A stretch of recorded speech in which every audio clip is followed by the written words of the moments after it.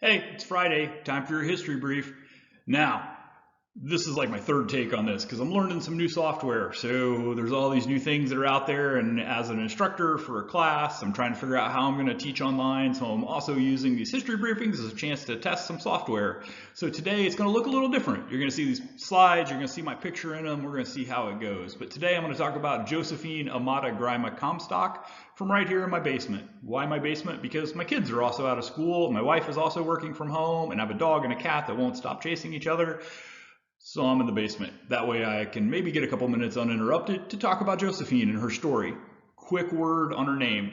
I do not know how Josephine pronounced her name. Was it more Josephine or Josephine? I'm not sure.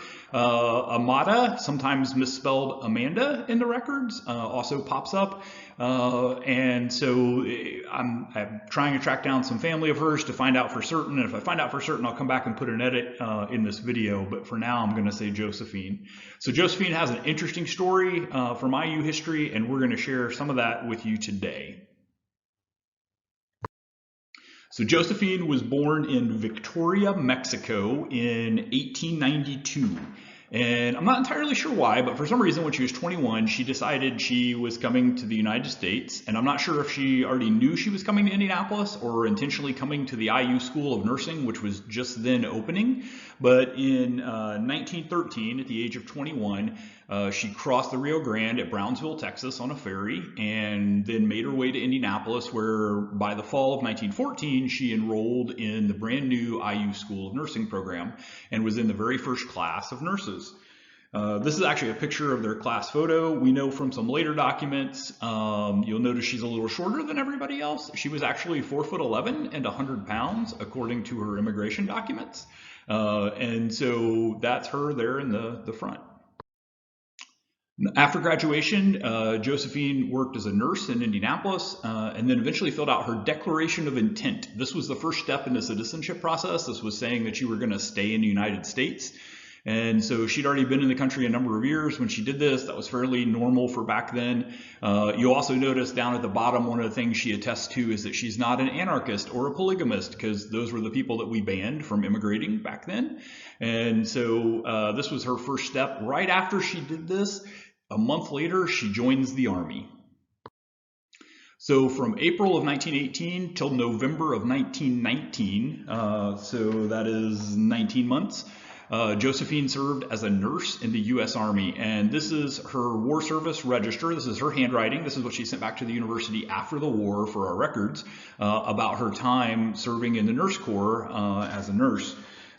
She served in Georgia and in Massachusetts.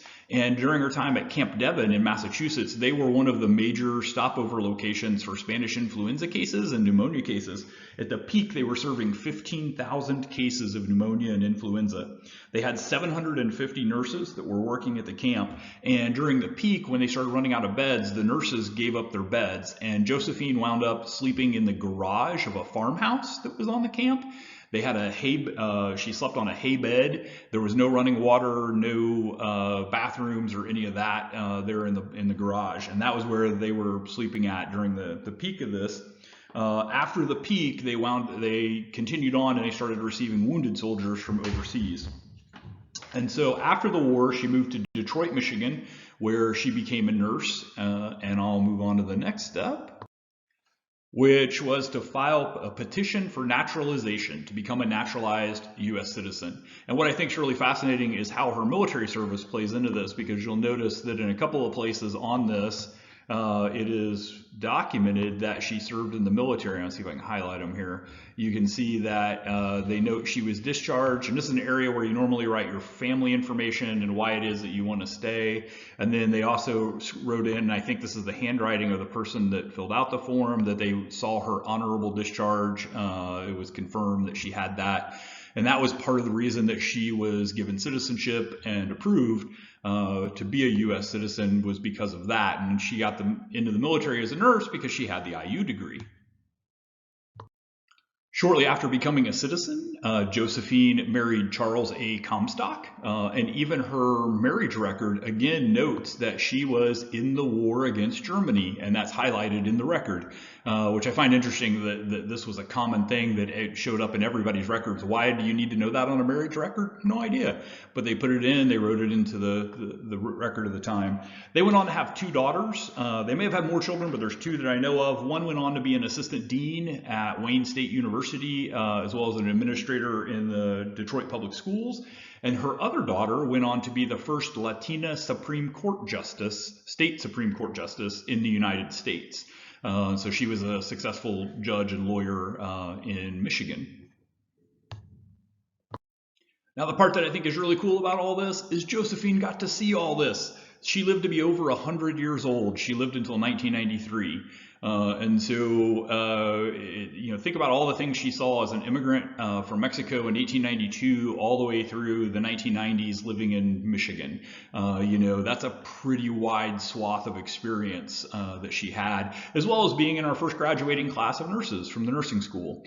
So there's a great book on the history of the nursing school at IU that was referenced a little bit earlier on a slide. If you want to go check that out, you can. Otherwise, I'm going to throw a subscription button up here on this video so that you can subscribe to our YouTube channel to get more history and more information about IU history, and we'll go with it from there. And we'll see you again next week, maybe again from my basement, who knows, and we'll do our history briefings and keep them going all throughout this.